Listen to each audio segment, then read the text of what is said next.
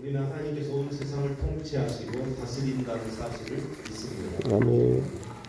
여러분, 이 사실을 우리가 믿고 살 때 하나님께서 함께 하실 것이고, 지금 당장은 고통스럽고 힘들다 할지라도 하나님께서 그 말씀하신 대로 공의를 나타내실 것이고 우리와 함께 하실 것이라는 사실을 우리는 믿습니다.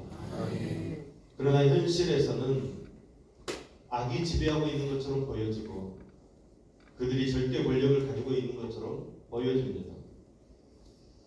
그래서 우리는 우리가 믿는 믿음과 실제 삶의 현실이 너무 그 갭이 커서 믿음에 대한 회의가 생기기도 합니다. 하나님께서 너무 멀리 계시는 것처럼 느껴지기도 한다는 것입니다. 세상이 험악해지고 불법이 난무할수록, 그리고 악인들이 형통하고 번창할수록 신앙인들 마음속에 의문이 생깁니다. 하나님의 이름이 세상 사람들로부터 어떻게 이렇게 모욕을 당할 수가 있을까? 왜 하나님께서는 침묵하고 계시는 것인가? 이런 질문들이 생기는 것입니다. 3절 말씀에서는 인생들이 마음의 소욕을 자랑하고 탐심을 내고 하나님을 멸시합니다. 그리고 4절 말씀에서 말하는 것처럼 그들의 세상에는 하나님 없습니다. 하나님 없이도 잘 삽니다. 하나님 무시하며 삽니다. 이러한 때 우리는 어떻게 해야 하는가? 여기에 우리 신자의 고민이 있고 갈등이 있습니다. 오늘 시편을 묵상하면서 부분적이긴 하지만 어떻게 갈증을 극복할 수 있는지 배울 수 있는 저와 여러분 되기를 소망합니다. 여러분, 하나님께서는 왜 침묵하고 계십니까? 하나님께서 침묵하시는 이유가 무엇입니까? 첫 번째, 성도들을 훈련시키고 연단시키기 위해서 하나님은 야고보서 1장 2절에서 4절까지 말씀드립니다. 내 형제들아, 너희가 여러 가지 시험을 만나거든 온전히 기쁘게 여기라. 이는 너희의 믿음의 시련이 인내를 만들어내는 줄 너희가 알미라. 인내를 온전히 이루라. 이는 너희로 온전하고 구비하여 조금도 부족함이 없게 하려 함이라. 그러니까 우리는 연단을 통해서, 시험을 통해서 하나님의 역사를 더 깊이 이해하고 그 하나님의 역사를 깨닫게 되는 것입니다. 하나님께서 침묵하시는 이유가 무엇입니까? 두 번째로, 지금은 하나님께서 침묵하는 것처럼 보여지지만 반드시 악한 자를 꺾으실 줄로 믿습니다. 악한 자는 그 혀로 저주, 괴율, 포화, 잔해, 죄악 이런 것들을 일삼습니다. 가련한 자를 잡으려고 함정을 팝니다. 또 이들은 하나님 없다고 큰 소리를 칩니다. 그러나 하나님께서는 모든 것을 보고 계십니다. 그리고 때가 되면 악한 자들을 반드시 꺾으시고 마실 것입니다. 지금 하나님께서 참고 기다리시는 것은 악한 자들에게 회개할 기회를 주시는 하나님의 사랑입니다. 회개의 기회가 지나고 나면 돌이킬 수 없는 영원한 심판으로 하나님께서 역사하실 것입니다.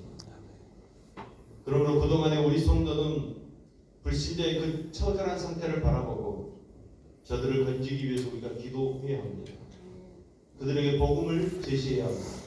어떻게 해서든지 그들을 살려내야 합니다. 또한 고난과 시련을 통해서 하나님과 성도는 어떤 관계에 놓여 있는지 우리가 새롭게 정립할 수 있어야 합니다. 하나님께서는 성도의 보호자 되십니다. 성도를 끝까지 보호해 주시는 하나님이십니다. 하나님께서 우리를 고와 같이 버려두지 않으신다고 약속하셨습니다.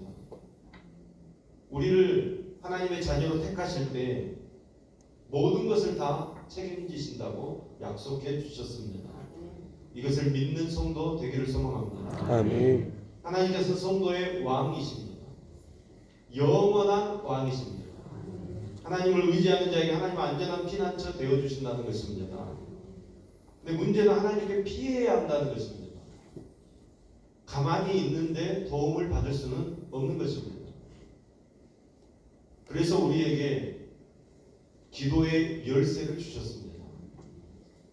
여러분, 열쇠를 주셨다는 것은 잘 알고 있는데 자물쇠가 있다는 것은 우리는 잘 모릅니다. 여러분, 열쇠를 주셨다는 것은 자물쇠도 있다는 것입니다. 하나님의 완전한 축복을 보관해 놓은 축복의 창고가 있다는 것입니다. 마귀가 건드리지 못하도록 하나님께서 자물쇠로 꽉 잠궈 놓으셨습니다. 그것을 열 수 있는 것은 기도뿐입니다. 기도로 축복의 문을 여는 것입니다. 하나님께서 성도들에게 기도의 특권을 주셨습니다. 그러니까 여러분, 이것을 사용하지 않으면 어리석은 사람입니다. 반드시 예수 그리스도의 이름으로 그 기도의 특권을 사용해야 합니다. 여러분, 예수 그리스도의 이름은 간단한 것이 아닙니다. 우리의 모든 것입니다. 그러니까 여러분, 하나님께서 침묵하시는 이유가 무엇입니까? 성도가 부르짖기를 기다리고 계시는 것입니다.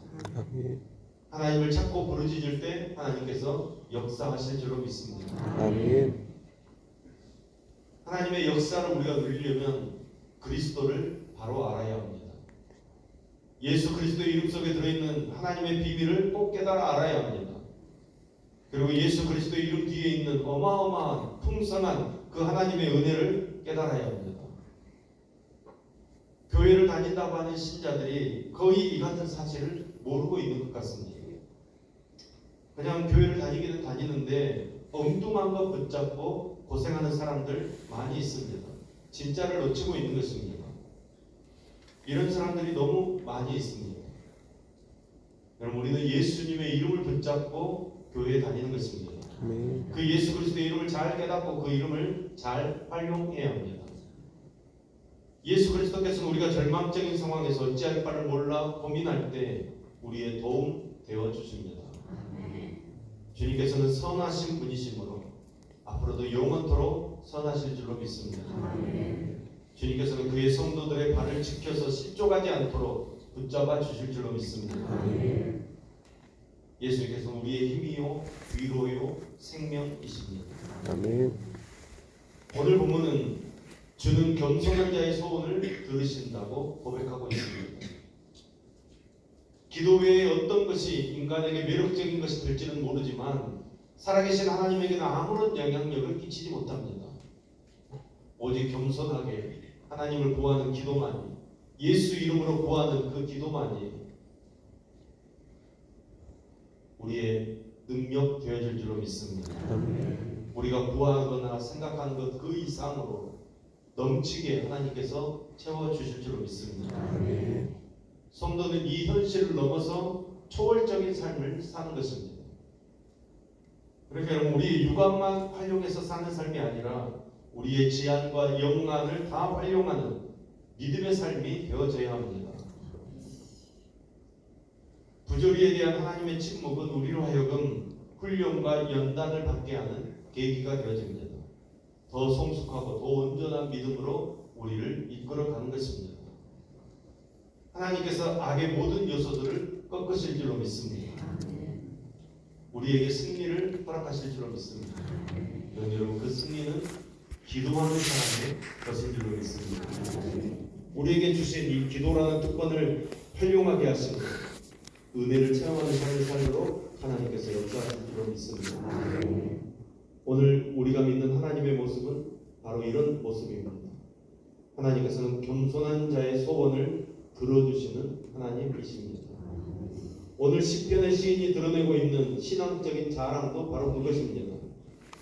비록 탄식스러운 그런 삶의 상황이 내 앞에 전개된다고 할지라도, 온 세상이 나를 버린다고 할지라도, 이해할 수 없는 인생의 상황이 전개된다고 할지라도 결코 하나님께서는 나를 버리지 아니하시고 나의 탄식을 들어주시고 겸손한 자의 소원을 이루어 주신다는 확신을 갖는 것입니다. 하나님께서 반드시 우리의 기도에 응답해 주실 줄 믿습니다. 이런 오늘 시인의 신앙이 바로 우리의 신앙 될 수 있기를 간절히 소망합니다. 아멘. 우리도 힘들고 어려운 삶의 순간 가운데서 예수 이름으로 기도하고 그 기도가 우리의 삶에 이루어지고 축복을 경험하는 저와 여러분 될 수 있기를 예수님의 이름으로 축원합니다. 아멘.